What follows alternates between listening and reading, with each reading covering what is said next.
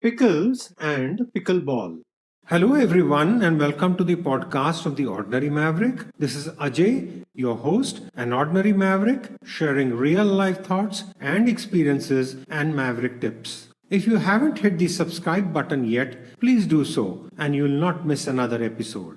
I have traveled again for a short visit to Australia, warm and sunny Sydney for a special occasion. I have shared about this in my earlier episode, and I'm loving my stay here. And I'm recording this podcast from a fantastic home surrounded by the woods, flora, and fauna around me. It is simply awesome. The word pickle evokes different memories for each of us. Just think about it. Say pickle or think pickle and immediately images flashes through your mind. And these come from your background, from where you grew up and the experience you have had with pickles. I do believe this is a very personal thing and hope you all will agree. Now if you come from India and grew up there, pickles are known as achars and we love them. There's such a variety of pickles across India, carrying the flavors of the states and the places they come from. And of course, the ingredient of the pickle also varies depending on the local produce. We have such a wide variety of fruits, vegetables, and even meats, and pickles can be both salty, savory, or sweet, or a great combination of these flavors. There's also a whole art of pairing. That is, which pickle goes with which cuisine, and specific dishes taste better with a certain kind of pickle. In fact, some menus just don't feel right without that particular pickle. And sometimes menus are planned around a pickle. I remember as a child waiting for a seasonal pickle. There was one that I particularly loved with carrots, turnips, and cauliflowers. It sounds like quite a combination, right? Well, it used to be made in the winters, and as the pickle matured and got ready, already thinking of the dishes it goes best with and planning meals accordingly. Now, if you come from the United States and Canada, then the word pickle reminds you of the pickled cucumber. And in Great Britain, pickle is a sweet, vinegary pickled chutney like the Branston pickle, also known as sweet pickle or plowman's pickle. So, where did this word come from? Looking back, it's coming from the word peckel, which means brine in Dutch or German, and also the word pickle, which means salt liquor, brine in the Scottish language. In fact, the Middle East language also has the word pickle, which is a spicy sauce served with meat or fish. It started with using brine or salt solution to preserve cucumbers, and these cucumbers were a great accompaniment with hamburgers. And then the word started being used for any vegetable preserved in vinegar and consumed with a lot of relish. Of course, there's another way the word is used too. In a difficult situation, like the hiker found himself in a pickle when the trail looked overgrown and the path was unclear. But for now, let's get back to the pickles we know and love. I grew up enjoying pickles with my food and trying out different ones as the opportunity came up. As I started traveling across India, I discovered more new pickles made from the local fruits and vegetables. And then, as traveling went more global, I started exploring pickles from other countries too. There's nothing like a good pickle with the hamburger, right? Of course, if you're hearing my podcasts, you will know that I'm a vegetarian. And so for me, it's the pickle with the veggie patty, which also tastes delicious. All this talk of pickles brings back memories of special people in our lives. I'm sure this will strike a chord for many of you listening in. As we remember pickles, we also remember the folks that made them. For my wife, the pickles made by her grandmother always evokes special memories. In fact, the mango pickles she made were so precious that they used to be kept in special containers, literally under lock and key, as one had to ration them out to last an entire year until the next mango season. If left unmonitored, for sure, these pickles would be done and over in just few weeks. Such was their appeal. It's the same for my mom. Her pickles were famous in our house and in our extended family and friends circle. Now, here's an interesting story. We almost went into the pickle business. Yes, some 2 decades back. My wife was taking some time off work, and one evening on the dinner table while eating the pickle, which my mom had made, we thought, why not start marketing these pickles? These are so good. Well, one thing led to the other, and before we knew it, we were in business.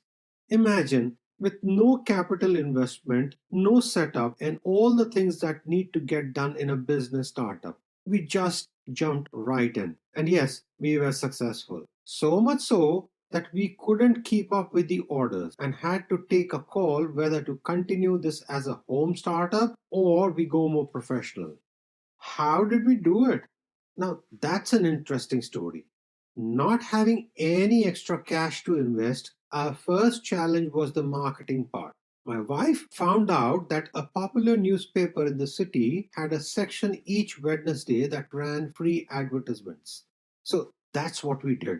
And just like that, the phone started ringing. It seems there was a real market out there at the time for homemade pickles, and we were smart. Our pickles were not the run of the mill types. We did some fact finding and realized that the pickles made with bitter gourd, which is a vegetable good for diabetics, for example, were tough to get, and the entire mango pickle, where the mango is not cut, but a certain variety of mango is pickled whole in a kind of, sweet and tangy syrup with a subtle hint of coriander and cardamom. Just speaking of this brings back all the flavors, and my mouth is actually watering. And in my mind, I can taste this absolutely divine pickle. So, suffice to say, we approached our home marketing business with all the key principles, doing our research, finding a niche, marketing it to the right audience, and then making it easy to place orders and offering home delivery some 20 years back. It was just perfect.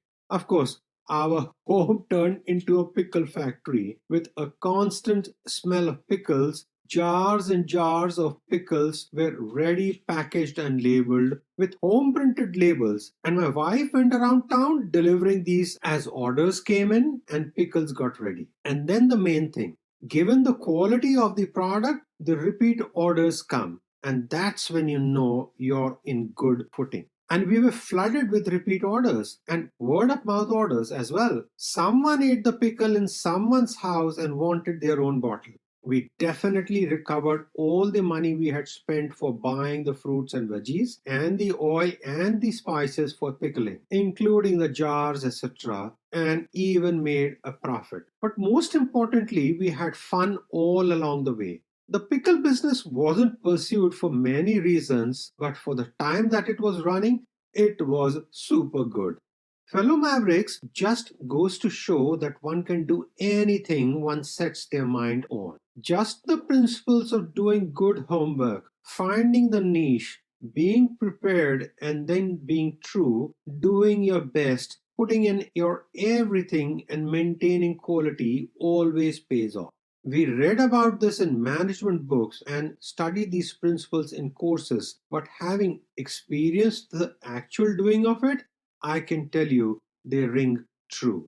All this talk of pickles reminds me of pickleball. Are you all familiar with the sport?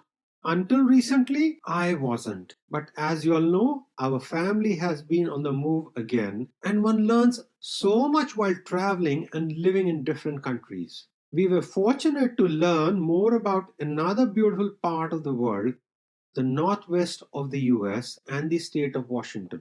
Well, pickleball was invented in 1965 as a children's backyard game on Bainbridge Island in the state of Washington in the US. And in 2022, pickleball was adopted as the official state sport of Washington. Now you might ask, what is it? It's a racket or paddle sport that was created by combining elements of several other racket sports. While playing, two or four players use solid paddles to hit a special ball over the net. The ball is called the pickleball, obviously, and it's made of plastic and has about 26 to 40 round holes in them. The court is similar to a badminton, and the net is similar to tennis, and the paddles are similar to those used in table tennis. Wow, a true mix, don't you think so? Now, I play the three, badminton and table tennis, more than the tennis, but definitely enjoy all the three. It's gonna be fun discovering the combi, which is a pickleball. In 2021 and 2022, the sport was named as the fastest growing in the US by the Sports and Fitness Industry Association, with over 4.8 million players. It's easy to learn, all ages can play it, and with varying fitness levels, and doesn't need a lot of equipment to set up. In fact, now that there are thousands of pickleball tournaments throughout the states, I am looking forward to learning more about this interesting and fun sport.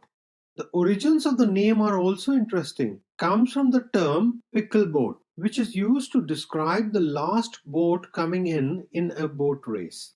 And why is it called a pickle boat? Well, that comes from the English yachting, where the last boat was called the fisher.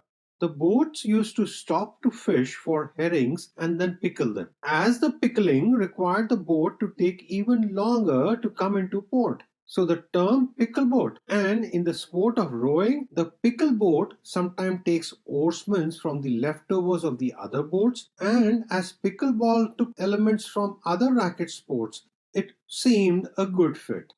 Wow, always fascinates me to see how connections are made and how one learns even more as you dig deep.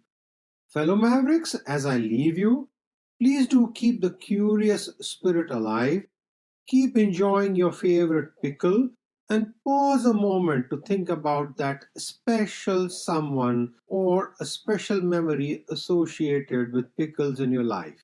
And last but not the least, play pickleball. I know I'm going to try. Do keep writing your comments and sharing your feedback via our Instagram at The Ordinary Maverick or through our hashtag The Ordinary Maverick. I love hearing from you. This is Ajay signing off and wishing you have an amazing day, a super amazing year. Keep well, stay safe. Credits. This podcast series was put together as a team effort from the Bhardwaj family. Concept, design, title, researchers and reviewers Ajay, Sanjana, Avantika and Niharika Bhardwaj. Script, Sanjana. Cover design, Niharika. All rights reserved.